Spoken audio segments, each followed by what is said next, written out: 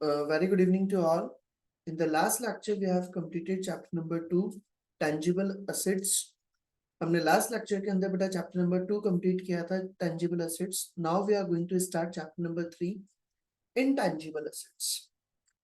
Intangible assets क्या है? वैसे आपने ये चैप्टर जो है एफए के अंदर भी रीड आउट किया हुआ है, उसी को यहाँ पर वापस से समझाया गया है. intangible assets का मतलब सिंपल वे में हम कहें तो those assets which can be seen, which cannot be seen or touch. ऐसे एसेट जिनको आप देख नहीं सकते हैं, टच नहीं कर सकते, उन एसेट्स को हम क्या कहते हैं? Intangible assets. तो इसी के अंदर वही चीजें कवर की हुई है. तो क्या IAS 38 के अंदर क्या क्या चीजें आती हैं, तो वो हमारा इसके अंदर हम रीड आउट करने वाले. तो हम स्टार्ट करते हैं. फर्स्ट ऑफ ऑल हमारे इस चैप्टर के अंदर बेसिकली दो चीजें कवर की हुई. एक तो इंटेंजिबल एसेट्स IAS 38 जो पूरा हम रीड आउट करेंगे, और उसके अलावा IFRS 3 international financial reporting standard 3 जिसके अंदर गुडविल की डेफिनेशन वगैरह बताइए, तो कि गुडविल का क्या मीनिंग होता है, वो सब चीज हम रीड आउट करेंगे. सबसे पहले हम बात करें बेटा इंटेंजिबल एसेट्स का मीनिंग क्या होता है. तो intangible assets is an identifiable non monetary asset without physical substance. ये क्या होती है? एक एसेट होती है जिसका कोई फिजिकल सब्सटेंस नहीं होता, फिजिकल कोई एग्जिस्टेंस नहीं होता है. Intangible assets include items such as license. कोई भी आपके पास में लाइसेंस है किसी चीज का. कोटास, जैसे मान लो गवर्नमेंट वगैरह क्या कर देती है, कोटास मतलब लिमिट्स बना देती है भाई. तो कि ये इस एरिया का ये कोटा हमने आपको दे दिया, 10% कोटा आपका रहेगा. तो भाई आप इस एरिया के अंदर जो भी वर्किंग होगा उसका 10% आपके पास रहेगा. तो वो कोटा वगैरह मतलब लिमिट्स बना देना. Intellectual properties for example patents हैं, कॉपीराइट्स हैं, ब्रांड नेम्स हैं, अगर कोई भी ब्रांड का नेम है वो, ट्रेडमार्क्स हैं, ये सब कुछ आपके इंटेंजिबल एसेट्स के अंदर कवर अप होती है. For an asset to be identifiable IAS 38, और अगर हमें कोई भी एसेट को अगर IAS 38 इंटेंजिबल एसेट्स के अंदर अगर कवर अप करना है, it must fall into one of two categories. तो ये इन दो में से एक कैटेगरी में होना जरूरी है. कौन कौन सी कैटेगरीज है? First point, it is separable. उसको अलग किया जाना पॉसिबल होना चाहिए. The assets can be bought or sold separately from the rest of the business. उस assets को आप separately purchase कर सके, separately seal कर सके other assets, तो ही हम उसको intangible assets के definition में cover up करेंगे. अगर separate करना possible नहीं है तो हम उसको assets के definition में cover up नहीं किया जाएगा. First condition, it is separable. The assets can be bought or sold separately from the rest of the business. Second point, it arises from the legal or contractual rights. वो arise होनी चाहिए किससे? Legal या contractual right से. मतलब उस asset से related कोई एग्रीमेंट्स वगैरह कुछ बने हुए होने चाहिए. This will arise as a part of purchasing an entire company. आपने मान लो कोई पूरी कंपनी एक्वायर करी, उससे रिलेटेड कोई एग्रीमेंट्स वगैरह बने हैं. This will be looked at further in the consolidated financial statement chapters. वो हम आगे चैप्टर पढ़ेंगे कंसोलिडेशन का, वहां पर पूरा हम डिटेल में पढ़ेंगे. तो मतलब सिंपल से दो कंडीशंस दिए, सेपरेबल होना चाहिए और उसके लिए कोई लीगल या कॉन्ट्रेक्चुअल राइट्स वगैरह बने हुए होने चाहिए. लीगल राइट्स होने चाहिए भी, तो कि मेरे पास उसके राइट्स आ गए. मैंने मान लो कोई पैटेंट है, पैटेंट का रजिस्ट्रेशन करा लिया, तो उसके मेरे पास लीगल राइट्स है, तो वो हमारी क्या कहलाएगी? इंटेंजिबल एसेट्स कवर अप होगी. Is it clear? Intangible assets का मतलब हो गया बेटा identifiable non monetary assets without physical substance, जिसके अंदर हमने पढ़ा लाइसेंस होता है, कोटास होते हैं, intellectual properties, brand name, trademarks, ये सब कुछ आते हैं. उसके लिए दो कंडीशंस हमें दिए. फर्स्ट कंडीशन, सेपरेबल होना चाहिए और अराइजेस फ्रॉम लीगल और contractual rights. It must also meet the normal definition of an asset. और ये एसेट की डेफिनेशन जो हमने प्रीवियस चैप्टर के अंदर भी पढ़ा है, IAS 16 के अंदर, वही definition. Controlled by the entity, entity का उस पर कंट्रोल होना चाहिए. And second condition, resources from which future economic benefits are expected to flow. मतलब कि उस असेट को यूज करने से हमें किसी भी तरह के फ्यूचर में इकोनॉमिक बेनिफिट्स फ्लो होने चाहिए, किसी ना किसी तरह के बेनिफिट्स मिलने चाहिए. तो फिर हम उसको क्या करेंगे? असेट की डेफिनेशन में कवर अप करें. इधर फ्रॉम रेवेन्यू, या तो हमें रेवेन्यू में मिले बेनिफिट्स, मतलब हमारी सेल वगैरह हो, और या फिर कॉस्ट सेविंग्स, ये फिर हमारी cost savings. Just a minute.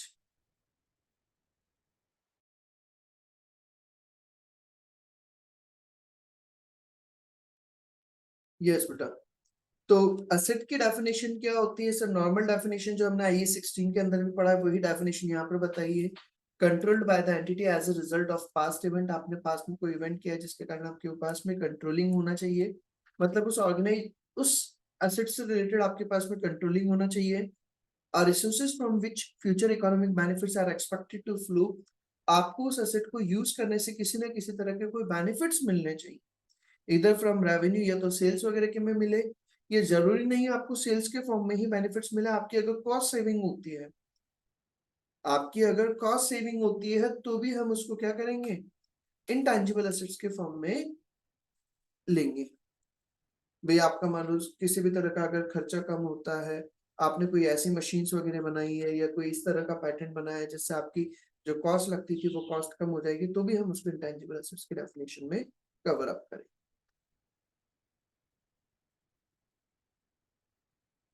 फिर आता है नेक्स्ट पॉइंट बेटा, रिकॉग्निशन। हम उसको बुक्स में कब रिकॉर्ड किया जाएगा? तो रिकॉर्ड करने के लिए वही दो कंडीशन जो हमने टेंजिबल एसेट्स के अंदर भी पढ़ी है। क्या क्या condition? It is probable recognition के अंदर क्या बोला उन्होंने? दो criteria, it is probable that the future economic benefits will flow to the entity. उससे रिलेटेड आपको फ्यूचर में इकोनॉमिक बेनिफिट्स मिलने चाहिए, and the cost of the asset can be measured reliably, और उस एसेट की कॉस्ट कैलकुलेट करना possible होना चाहिए। अगर ये दोनों कंडीशंस आपकी पूरी हो जाती है तो हम उस एसेट को बुक्स में रिकॉर्ड कर देते हैं। उससे बेनिफिट्स मिलने चाहिए। वो बेनिफिट सेल के रेवेन्यू के फॉर्म में हो सकते हैं या कॉस्ट रिडक्शन हो सकता है। और सेकंड, सुधांशु बोल रहे हैं सर वॉइस ब्रेक हो रहा है। जस्ट अ मिनट बेटा।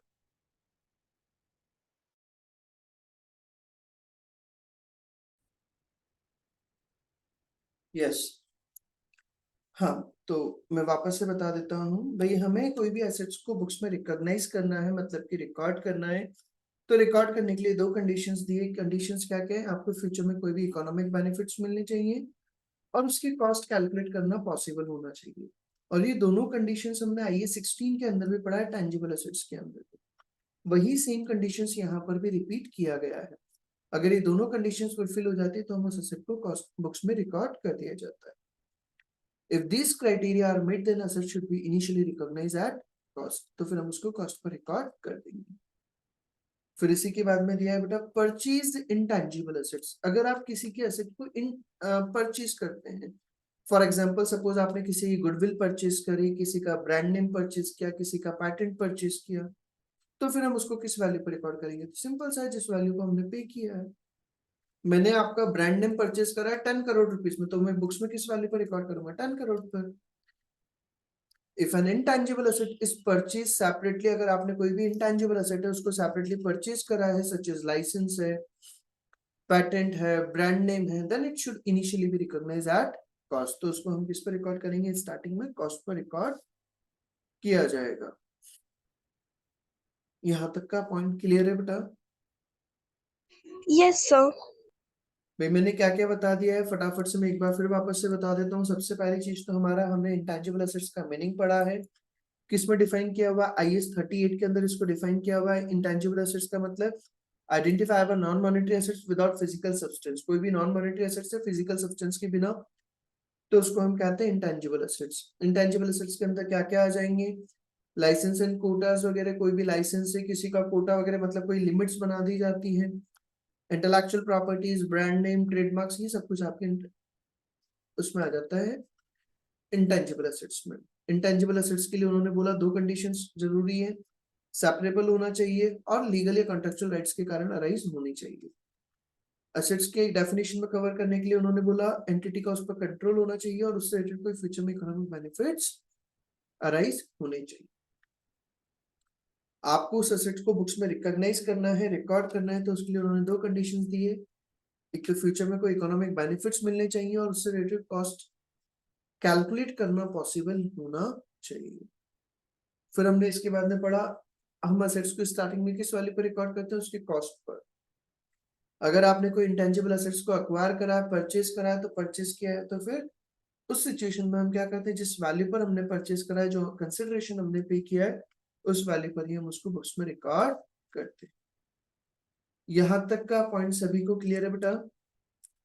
आदित्य, गर्विता, हिया, पूर्वा, सिमरन, सुधांशु, शुभ, वेदिका। Yes, sir.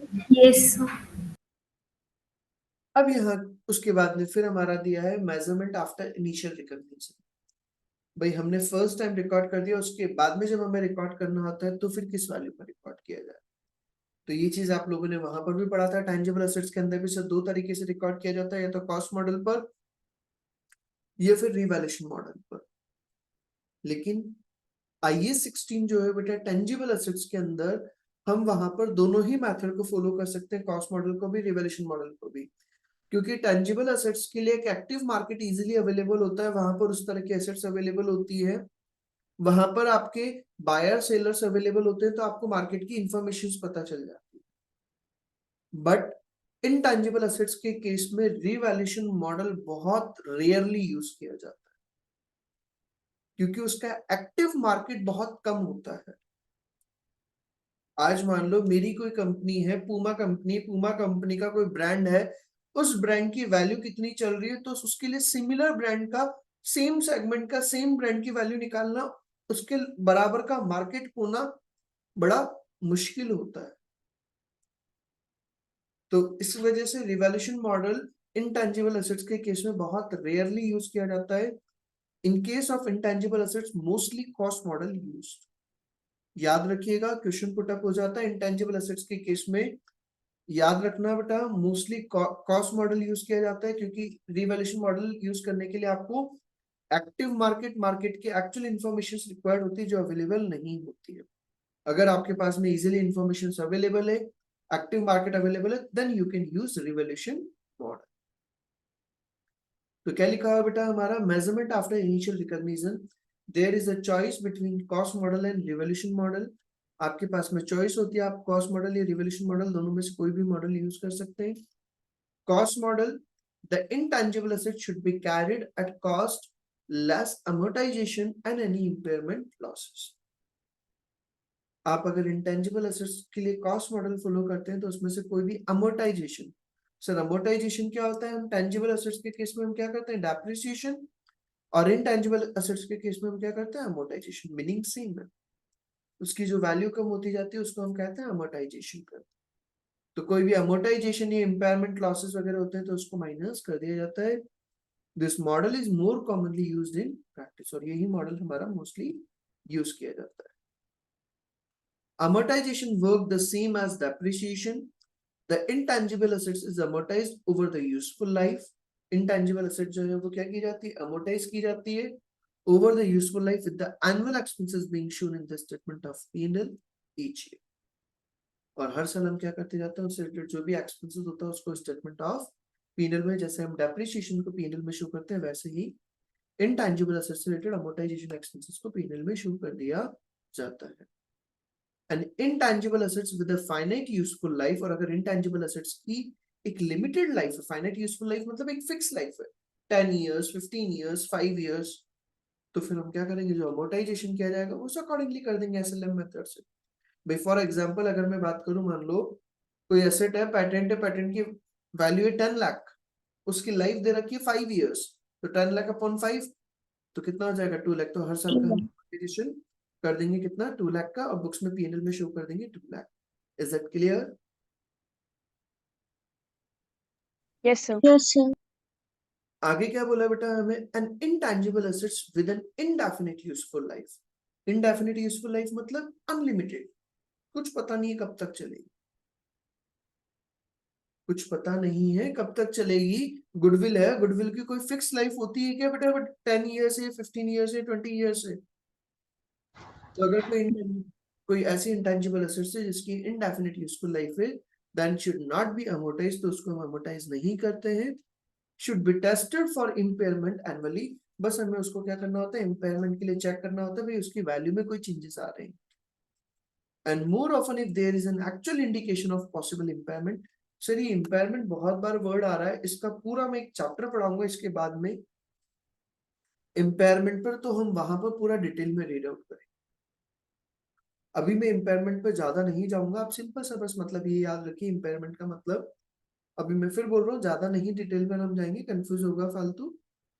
जब अगर असेट्स की वैल्यू बुक्स में जो वैल्यू दिखा रखी है उससे भी अगर क्या हो जाती है, कम हो जाती है।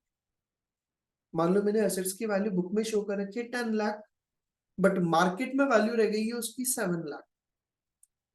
मैंने एसेट्स की वैल्यू बुक्स में शो कर रखी है, कैरिंग अमाउंट दिखा रखा है 10 लाख, बट उसका बुक्स मार्केट में एक्चुअल वैल्यू रह गई है उसकी 7 लाख।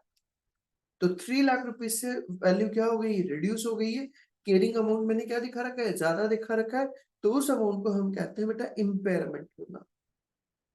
उस अमाउंट को हम कहते हैं इम्पेयरमेंट होना। अब सर इसका ट्रीटमेंट कैसे होता है, क्या तरीका है, वो हम पूरा एक चैप्टर पढ़ेंगे, वहां पर फिर हम इसको समझेंगे अच्छे से। आप अभी बस ये याद रखिए, जब अगर क्या हो जाता है असेट्स का, when carrying amount is more than recoverable amount, तो फिर वहां पर क्या होता है, then there will be impairment. आगे बात समझ में आता है बेटा? Yes, sir. तो भाई हमें यहाँ पर क्या कहा है, क्योंकि इनटेंजिबल असेट्स अगर आपकी इनडेफिनिट यूजफुल लाइफ है, उसकी कोई फिक्स लाइफ नहीं है, तो हमें उसको हर साल अमोर्टाइज नहीं करना चाहिए। उसको इम्पेयरमेंट के लिए टेस्टिंग कर लेना चाहिए, अगर हमें कोई भी इंडिकेशंस वगैरह लगते हैं तो फिर हम उस अकॉर्डिंगली वैल्यू को एडजस्ट कर दिया जाता है। यहाँ तक का पार्ट ऐसा क्या क्या बता दिया मैंने। जब हम कोई भी एसेट्स को अक्वायर करते हैं, तो एसेट्स को जब अक्वायर किया जाता है, तो एक्विजिशन अगर किया है हमने, तो उसकी जो भी एक्विजिशन प्राइस है उस वैल्यू पर हम बुक्स में रिकॉर्ड करेंगे स्टार्टिंग में। और उसके बाद में जब हमें फर्दर रिकॉर्ड करना होगा, तो फर्दर रिकॉर्ड करने के हमारे दो तरीके होते हैं, कॉस्ट मॉडल और रिवैल्यूएशन मॉडल। कॉस्ट मॉडल के अंदर क्या होगा, हम उस एसेट्स की कॉस्ट प्राइस पे शो करते हैं, उसमें से हर साल का अमोर्टाइजेशन और इम्पेयरमेंट को माइनस करते जाते हैं, और यही मॉडल मोस्टली यूज होता है। इस मॉडल के अंदर हम क्या करते हैं, अमोर्टाइजेशन एक्सपेंसेस को माइनस करते जाते हैं। अगर इंटेंजिबल एसेट्स की अगर फिक्स लाइफ है, तो उसका स्क्रैप वैल्यू हम जीरो मान करके क्या कर देंगे, लाइफ से डिवाइड करके हम कर देंगे, वैल्यू निकाल देंगे। अगर इंटेंजिबल एसेट्स जो है उनकी लाइफ अगर इनडेफिनिट है, मतलब अनलिमिटेड लाइफ है, तो उस सिचुएशन के अंदर हम क्या करते हैं, फिर हमें इम्पेयरमेंट्स वगैरह को चेक करना होता है, इम्पेयरमेंट टेस्टिंग करना होगा, और हर साल के लिए हम अमोर्टाइजेशन नहीं करते। यहाँ तक की बात होगी।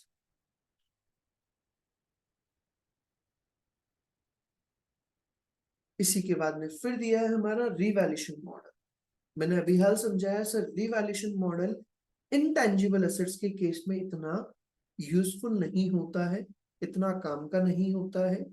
आप ये मान लीजिए पूरे ऑल ओवर कंट्री के अंदर hardly 1% assets, 1% intangible assets revaluation model follow कर सकते, 99% intangible assets cost model follow करती, क्योंकि उसका एक्टिव मार्केट मिलना बहुत ज्यादा रेयर होता है।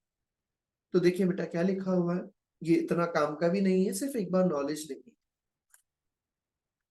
Revaluation model: the intangible assets may be revalued to a carrying amount of the fair value less subsequent amortization and impairment losses। intangible assets को आप क्या कर सकते हैं, उसकी फेयर वैल्यू पर लेकर के भी आप रिवैल्यू कर सकते हैं। Fair value should be determined by reference to an active market. और फेयर वैल्यू को जो हमें डिटरमाइन करना होता है, कैलकुलेट करना होता है, उसके लिए हमें कौन सी वैल्यू यूज करनी होती है, एक्टिव मार्केट वाली वैल्यू। और एक्टिव मार्केट का मतलब क्या होता है, active market is a market in which transactions for asset take place with sufficient frequency, जहां पर रेगुलर फ्रीक्वेंसी के साथ में ट्रांजैक्शंस होती रहती है, एसेट्स का सेल परचेज चलता है। और बेटा इंटेंजिबल एसेट्स का रेगुलर सेल परचेज नहीं चलता है, एंड वॉल्यूम और नंबर ऑफ ट्रांजैक्शंस भी होनी चाहिए to provide pricing information on an ongoing basis. Regular basis पर वहां पर ट्रांजैक्शंस होनी चाहिए, और अच्छी वॉल्यूम में ट्रांजैक्शंस होनी चाहिए, तो उस मार्केट को हम कहते हैं एक्टिव मार्केट। है क्या बेटा ऐसा कोई अवेलेबल मार्केट जहां पर डेली बेसिस पर ब्रांड, पेटेंट, ट्रेडमार्क्स वगैरह सेल परचेस किए जाते हैं? कोई मार्केट है क्या ऐसा? बट आप बिल्डिंग्स वगैरह हैं, फर्नीचर्स हैं, मशीन्स हैं, ये रेगुलर सेल आउट होती ही नहीं होती है, इनके पूरे मार्केट्स बने हुए होते हैं क्या बेटा? Is it clear? Yes, sir. तो क्या लिखा हुआ है, मैं फिर वापस से बोल रहा हूँ, फेयर वैल्यू को डिटरमाइन करने के लिए हमें क्या करना होता है, एक्टिव मार्केट का यूज करना होता है। और एक्टिव मार्केट का मतलब वो मार्केट जहां पर रेगुलर ट्रांजेक्शन्स होती है, वॉल्यूम होना चाहिए वहां पर, और उसी के बेसिस पे हम क्या करते हैं, प्राइसिंग इंफॉर्मेशन वगैरह गैदर की जाती है। IS 38 states that active market for intangible assets are rare. IS 38 बोलता है तो कि intangible assets के लिए एक्टिव मार्केट बहुत कम है, specifically prohibits the revaluation of patent, brand names, trademarks and publishing rights. और IS 38 जो है वो क्या करता है, प्रोहिबिट्स करता है एक्टिव मार्केट के लिए, भाई तो कि इस तरह का नहीं हो पाएगा। तो as a guide, indicators of an active market would include, भाई ये काम का नहीं है, बस आपको मेन चीज छोड़ो, इस पे फालतू कंफ्यूजन।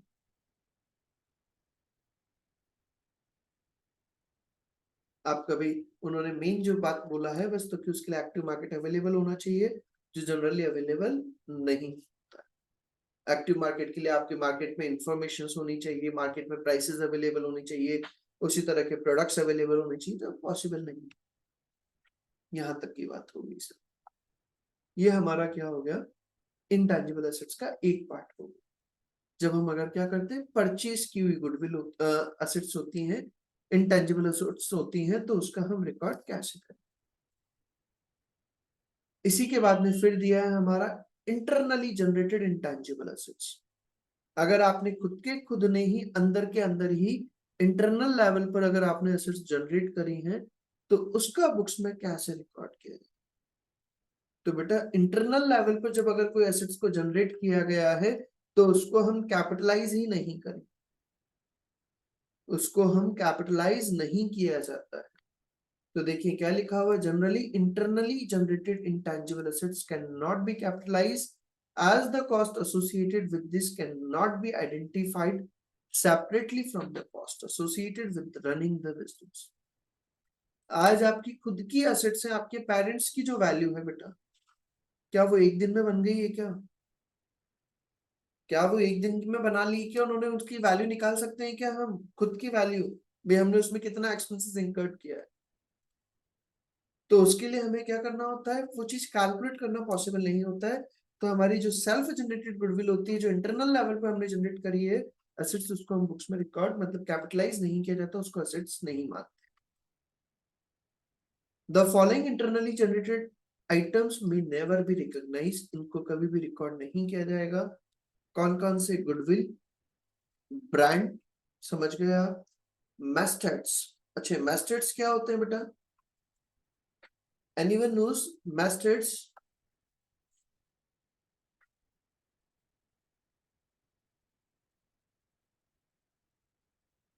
किसी को पता है मैस्टर्ड्स क्या होते हैं बेटा? शुभ, पूर्वा, सुधांशु, वैदिका, या No, sir. मैस्टर्ड्स होते हैं बेटा, कोई भी चैनल है, कोई भी न्यूज़पेपर है, कोई भी मैगजीन है, जैसे बहुत सारे न्यूज चैनल्स वगैरह बने हुए, जी न्यूज है, CNBC है, और बहुत सारे तरह के चैनल्स है। कलर्स चैनल आता है, जी स्पोर्ट है, स्टार स्पोर्ट्स, बहुत सारे तरह के चैनल्स है। न्यूज़पेपर्स आते हैं, पत्रिका है, दैनिक भास्कर है, Dainik Navjyoti, times of India, Hindu, बहुत सारे मल्टीपल न्यूज़पेपर्स, मैगजीन्स आती हैं अलग अलग तरह की। उनका जो उन्होंने खुद ने अपना नाम क्रिएट किया, जब तक वो सेल करने के लिए मार्केट में अवेलेबल नहीं होते हैं, क्या वो खुद की बुक्स में खुद की वैल्यू रिकॉर्ड करेंगे क्या बेटा? मैं मेरी इमेज में CNBC चैनल हूँ, मेरी मार्केट में 500 करोड़ रुपीस की वैल्यू बन चुकी है, तो मैं मेरी बुक्स में एसेट्स में शो कर दूं 500 crore rupees. Is it possible? No, sir. वो हमारा कहलाता है मैस्टर्स। तो मैस्टर्स, पब्लिशिंग टाइटल्स, आपकी कोई भी बुक वगैरह होती है, जैसे आप लोग कप्लान की बुक पढ़ते हैं, BPP की बुक पढ़ते हैं, तो वो जो पब्लिशिंग के टाइटल्स वगैरह होते हैं।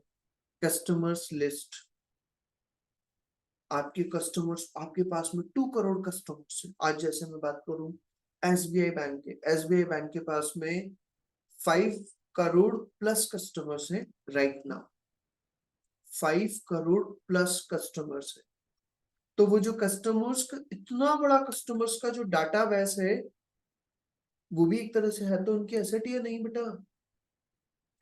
अगर वो चाहें तो उसको सेल करें तो कंपनीज उनके कस्टमर्स के डाटा बेस को परचेज करने के लिए रेडी रहेगी नहीं रहेगी? क्योंकि इतने सारा डाटा मिल जाएगा, नहीं मिल जाएगा, इंफॉर्मेशन मिल जाएगी, तो वो भी उनकी क्या होती है, एसेट्स होती है, लेकिन वो बुक्स में रिकॉर्ड नहीं किया जाता। तो सिंपल सा पॉइंट यहाँ पर ये बोला है, इंटरनली जनरेटेड इंटेंजिबल एसेट्स को हम बुक्स में कैपिटलाइज नहीं किया जाता है, उनको हम रिकॉर्ड नहीं करते हैं। और इंटरनल जनरेटेड एसेट्स के हमारे एग्जांपल्स दे दी, लाइक गुडविल है, ब्रांड है, मैस्टर्स है, पब्लिशिंग टाइटल्स है, कस्टमर लिस्ट है, ये सब कुछ आपके इंटरनली जनरेटेड एसेट्स कहलाती है। इसी के बाद में फिर हमारा दिया है बेटा ब्रांड। अब ये ब्रांड क्या दिया है इसको अभी हम बाद में देखेंगे, पहले यहाँ तक का मुझे बताइए, यहाँ तक का अभी आगे का और पढ़ाऊंगा मैं, पहले मुझे यहाँ तक का बताइए, यहाँ तक कोई डाउट है क्या? क्या क्या बता दिया मैंने, एक बार फटाफट से हम गो थ्रू कर लेते हैं पहले, फिर आगे का बताऊं मैं। सबसे पहले हमने इंटेंजिबल एसेट्स का मीनिंग पढ़ा है बेटा, कहाँ पर डिफाइन किया हुआ, IS 38 के अंदर। इंटेंजिबल एसेट्स का मतलब identifiable non monetary assets without physical substance. Intangible assets के अंदर क्या क्या आ जाएंगे, लाइसेंस है, quotas, intellectual property, brand name, trademarks. Intangible assets के अंदर कवर होने के लिए एसेट्स के अंदर दो कंडीशंस होना चाहिए, सेपरेबल होनी चाहिए और लीगल या कॉन्ट्रैक्चुअल राइट्स के कारण अराइज होनी चाहिए। वो एसेट्स की डेफिनेशन को कवर करे, कंट्रोल्ड बाय द एंटिटी और फ्यूचर में कोई इकोनॉमिक बेनिफिट्स मिलने चाहिए। अगर उसको बुक्स में रिकॉग्नाइज करना है तो उसके लिए दो conditions, probable future economic benefits होने चाहिए और वो एसेट की कॉस्ट कैलकुलेट करना पॉसिबल। जब हमें एसेट्स को स्टार्टिंग में रिकॉर्ड करना होता है तो हम उसको क्या करते हैं, उसको कॉस्ट प्राइस पर या उसका जो भी कंसिडरेशन पे किया उस पर रिकॉर्ड किया जाता है। और स्टार्टिंग में रिकॉर्ड करने के बाद में जब बाद में हमें रिकॉग्नाइज करना होता है तो उसके लिए दो मॉडल्स हमारे पास अवेलेबल होते हैं, कॉस्ट मॉडल और revaluation model.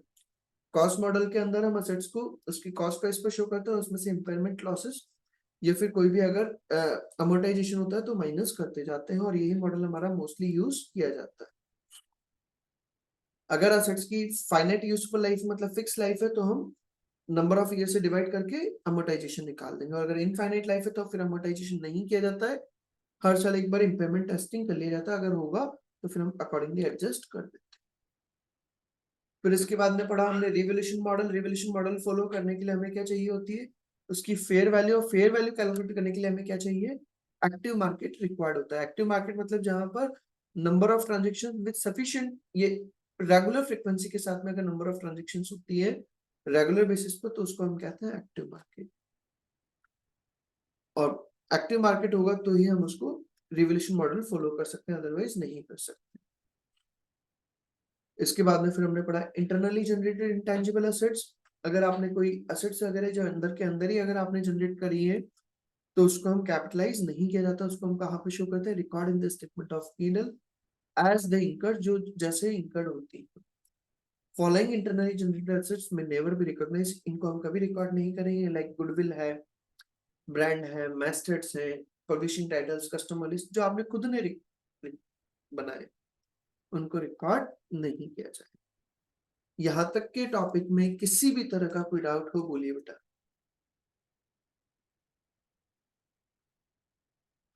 Anyone have doubt till this internally generated intangible assets, बोलिए बेटा।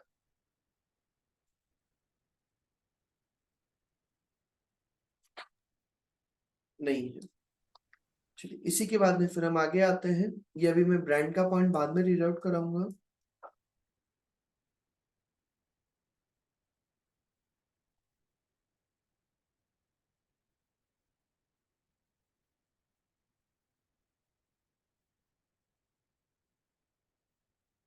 ब्रांड और गुडविल वाला पॉइंट अभी हम बाद में रीड आउट करेंगे। उसके बाद में हम आते हैं रिसर्च एंड डेवलपमेंट। और ये जो टॉपिक है पूरा का पूरा टॉपिक आपने एफए के अंदर भी पढ़ा था, रिसर्च एंड डेवलपमेंट। रिसर्च का मतलब क्या होता है बेटा, जब आप श्योर नहीं है तो कि मुझे कुछ बेनिफिट्स रिसीव होंगे या नहीं होंगे, मैं सिर्फ कर रहा हूं, टेस्टिंग कर रहा हूं। जैसे मान लो कई कंपनीज वगैरह, जब ये कोविड टाइम आया था, बहुत सारी कंपनीज क्या करी थी, कोरोना से रिलेटेड वैक्सीन बनाने पर रिसर्च करी, बट हर कोई सक्सेस नहीं हो पाया। तो वो जो रिसर्च चल रहा है जिसमें हो सकता है वो सक्सेस हो भी जाए और हो सकता है ना भी हो, तो not assure whether benefits receive और नॉट, तो उसको हम क्या कहेंगे, research expenditures shown in the statement of P&L। हम उसको कहां पर शो करते हैं, स्टेटमेंट ऑफ P&L में। नो अप्रूवल रिसीव, आपको अभी तक कोई अप्रूवल वगैरह नहीं मिला है, ये उससे रिलेटेड कोई आपने कंडीशंस वगैरह फुलफिल नहीं करी, तो उसको हम रिसर्च एक्सपेंडिचर्स में कवर अप करते हैं। डेवलपमेंट एक्सपेंडिचर्स क्या होंगे, जो आपने रिसर्च फाइंडिंग्स करे थे, जो रिसर्च वगैरह किया था, उसके जो फाइंडिंग्स हुए, जो उसके रिजल्ट्स आए, उसको जब अप्लाई किया जाता है तो उसको हम कहते हैं development expenditures. For example improvement in existing, अगर आपका जो कोई एग्जिस्टिंग सिस्टम है उसमें अगर इंप्रूवमेंट आता है और आपको लगता है तो कि इससे कंफर्म मुझे फ्यूचर में इकोनॉमिक बेनिफिट्स मिलेंगे, तो हम उसको डेवलपमेंट एक्सपेंडिचर्स में कवर अप करेंगे। Assure that it will give economic benefits in future, उससे कंफर्म है तो कि मुझे फ्यूचर में इकोनॉमिक बेनिफिट्स मिलेंगे, तो हम क्या करेंगे बेटा, कैपिटलाइज दैट अमोर्टाइज। सबसे पहले हम कैपिटलाइज करेंगे और देन फिर उसके बाद में उसको क्या किया जाता है, अमोर्टाइज किया जाएगा। अमोर्टाइजेशन, डेवलपमेंट एक्सपेंडिचर बेनिफिट मान लो सब 6 इयर्स के लिए रिसीव होंगे, तो वही amount upon life 3 lakh upon 6, 50,000 per annum का हम क्या कर देंगे, अमोर्टाइजेशन कर दिया जाए। तो रिसर्च का डेफिनेशन क्या दे रखा है, research is the original and planned investigation undertaken with the prospect of gaining new scientific knowledge and understanding। आप कोई भी नई नॉलेज या अंडरस्टैंडिंग लेने के लिए जब आप कोई इन्वेस्टिगेशंस करते हैं, कोई नई चीजें करते हैं, कोई नई एक्टिविटीज करते हैं, तो उसको हम कहेंगे रिसर्च एक्सपेंडिचर्स। डेवलपमेंट का मतलब क्या दिया है बेटा, development is the application of research findings. जो भी आपने रिसर्च फाइंडिंग्स करी थी, जो भी आपने रिसर्च किया था, उसके जो रिजल्ट्स आए थे उनको जब आप अप्लाई करते हो और other knowledge to a plan और design for the production of new और सब्सटेंशियली इंप्रूव्ड मटेरियल्स। कोई प्रोडक्शन वगैरह करने के लिए या इंप्रूव्ड मटेरियल्स वगैरह को अप्लाई करने के लिए, डिवाइसेस बनाने के लिए, प्रोडक्ट्स, प्रोसेस, सिस्टम और services before the start of the commercial production और यूज। तो प्रोडक्शन स्टार्ट करने से पहले या यूज करना स्टार्ट करने से पहले उसके लिए कोई भी आप सिस्टम बनाते हैं, सर्विसेज बनाते हैं, प्रोडक्शन करते हैं, प्रोसेस बनाते हैं, तो वो सब कुछ आपका डेवलपमेंट के अंदर कवर। मतलब इन शॉर्ट में कहूँ, रिसर्च के अंदर कोई पता नहीं है मुझे फ्यूचर में सक्सेस होगा या नहीं होगा, डेवलपमेंट के अंदर श्योर हो चुका है, तो उसको हम डेवलपमेंट में कवर अप करेंगे। आपको याद हो तो हमने वहां पर पढ़ा था बेटा, एक वर्ड आया था इंटेंजिबल एसेट्स के अंदर, पायरेट। वहां पर हमारा एक वर्ड आया था बेटा, पायरेट्स। अगर आपकी पायरेट की कंडीशन अगर सेटिस्फाई हो जाती है तो हम उसको डेवलपमेंट एक्सपेंडिचर के डेफिनेशन में कवर अप करेंगे, और अगर पायरेट की डेफिनेशन अगर सक्सेस ये पूरी कंप्लीट नहीं होती है तो हम उसको रिसर्च एक्सपेंडिचर के डेफिनेशन में कवर अप करेंगे। तो क्या लिखा हुआ है बेटा इसमें, accounting treatment research expenditure, write off as incurred to the statement of P&L। उसको हम जैसे ही वो इंकर्ड होता है वैसे हम उसको स्टेटमेंट ऑफ P&L में दिखा दिया जाता है, मतलब कि जब वो होगा तभी हम उसको P&L में शो करते हैं। Development expenditure recognise as an intangible asset if and only if an entity can demonstrate all of the followings. अगर ऑर्गेनाइजेशन ये 6 कंडीशंस को पूरा कर देती है, पायरेट की कंडीशंस को अगर पूरा कर देती है, तो फिर हम उसको डेवलपमेंट एक्सपेंडिचर की कॉस्ट में लेंगे। और डेवलपमेंट एक्सपेंडिचर्स को कहां पर शो किया जाता है, इनटेंजिबल एसेट्स के अंदर शो किया जाता है। क्या क्या कंडीशन दी है बेटा, इसको अच्छे से याद कर लेना, बहुत इंपॉर्टेंट है ये। पायरेट के अंदर पी का मतलब क्या, probable flow of economic benefits from the assets. आपको उस असेट से किसी तरह का इकोनॉमिक बेनिफिट्स का फ्लो होना चाहिए, वो रेवेन्यू से रिलेटेड हो या कॉस्ट सेविंग हो, कोई सा भी। सेकंड कंडीशन आई, आई का मतलब intention to complete the intangible assets. आपका उस इंटेंजिबल एसेट्स को कंप्लीट करने का इंटेंशन, मतलब एक अटेंशन होना चाहिए, नहीं तो क्या है, ठीक है होगा तो ठीक है, नहीं होगा तो भी ठीक है, ऐसा कोई टेंशन लेकर के काम नहीं करना। आपका एक अट्रैक्शन होना चाहिए, आपका टारगेट होना चाहिए, उसको हमें कंप्लीट करना है, यूज करना है, उसको सेल करना है। intention to complete the intangible assets and use or sell it. Third, reliable measure of development cost. उसकी जो खर्चा हुआ है, जो कॉस्ट लगी है, उसका एक रिलायबल मेजरमेंट मतलब एक एस्टिमेशन लगाना पॉसिबल होना चाहिए, उसकी कैलकुलेशन करना पॉसिबल हो। फोर्थ कंडीशन ए का मतलब adequate resources to complete the project. आपने एडिक्वेट रिसोर्सेज से रिलेटेड जो भी रिसोर्सेज रिक्वायर्ड थे वो आपने इश्यू कर दिए हैं प्रोजेक्ट को कंप्लीट करने से। तो कि सर मान लो मुझे पेटेंट कराना है, उस पेटेंट कराने के लिए कोई मशीन चाहिए, वो मशीन है ही नहीं यहाँ पर इंडिया में, तो रिसोर्सेज इश्यू नहीं किए। मुझे पेटेंट कराने के लिए अमाउंट चाहिए, फंडिंग चाहिए, वो फंडिंग अवेलेबल ही नहीं हो रही है, तो रिसोर्सेज अवेलेबल होने चाहिए। टेक्निकल फिजिबिलिटी, उसको कंप्लीट करने के लिए जो टेक्निक्स चाहिए, जो मशीन्स चाहिए, जिस तरह की टेक्नोलॉजी चाहिए, वो अवेलेबल होनी चाहिए। वो टेक्नोलॉजी अवेलेबल नहीं है तो फिर क्या मतलब है उसका। एंड ई का मतलब एक्सपेक्टेड टू बी प्रॉफिटेबल, और वो प्रॉफिटेबल होने के चांसेस होने चाहिए, एक्सपेक्ट करें। अगर ये 6 की 6 कंडीशंस अगर पूरी हो जाती है तो हम उसको डेवलपमेंट एक्सपेंडिचर्स की फॉर्म में कवर करेंगे। अगर 6 में से अगर एक भी कंडीशन अधूरी रह जाती है तो हम उसको रिसर्च एक्सपेंडिचर के फॉर्म में कवर अप करेंगे। रिसर्च एक्सपेंडिचर के फॉर्म में अगर होगा तो कहां पर जाएगा बेटा, स्टेटमेंट ऑफ P&L में। और अगर डेवलपमेंट एक्सपेंडिचर होगा तो वो जाएगा बैलेंस शीट के अंदर, मतलब SOFP के अंदर, इंटेंजिबल एसेट्स के अंदर कवर अप होगा। पी का मतलब क्या बताया, probable flow of economic benefits, आपको इकोनॉमिक बेनिफिट्स का फ्लो होना चाहिए। आई का मतलब intention to complete the project. Third, reliable measurement calculate करना पॉसिबल हो। फोर्थ, एडिक्वेट रिसोर्सेज आपने इश्यू करे हो, उससे रिलेटेड टेक्निकल फिजिबिलिटी होनी चाहिए, and expected to be profitable. ये 6 कंडीशंस आपको याद होनी चाहिए बेटा, इस पर क्वेश्चन पुट अप हो जाता है। अगर आपकी 6 की 6 कंडीशंस अगर पूरी हो जाती है तो हम उसको डेवलपमेंट एक्सपेंडिचर्स के अंदर कवर अप करें। तो development expenditure, it is only expenditure incurred after the recognition criteria have been made which should be recognized as an asset. अगर आपका एक क्राइटेरिया पूरा हो जाता है तो फिर हम उसको एसेट के फॉर्म में दिखाएंगे। Development expenditure recognised as an expenses in the P&L can not subsequently be reinstated as an asset. मतलब कि आपने डेवलपमेंट एक्सपेंडिचर को अगर एक बार P&L में दिखा दिया तो फिर बाद में आप उसको बैलेंस शीट में, एसेट में नहीं दिखा सकते।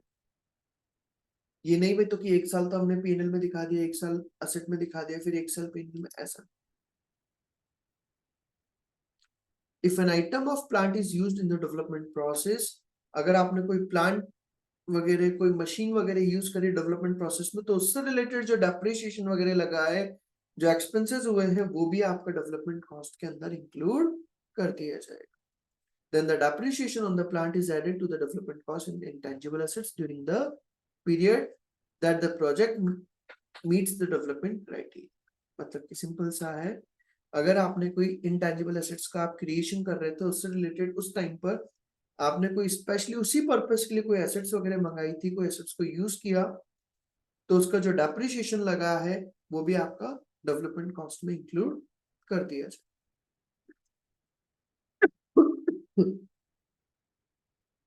डेवलपमेंट एक्सपेंडिचर्स का हम अमोर्टाइजेशन करेंगे। कब से स्टार्ट होगा? Development expenditure should be amortised over its useful life as soon as the commercial production begins. और जब उसका कमर्शियल प्रोडक्शन स्टार्ट हो जाता है तभी से हम उसका अमोर्टाइजेशन करना स्टार्ट कर देंगे। यहां तक का पॉइंट क्लियर है बेटा? Yes, sir. मेरा ये आधा चैप्टर कंप्लीट हो चुका है, आधे से ज्यादा चैप्टर, ज्यादा नहीं बचा है इस चैप्टर के अंदर।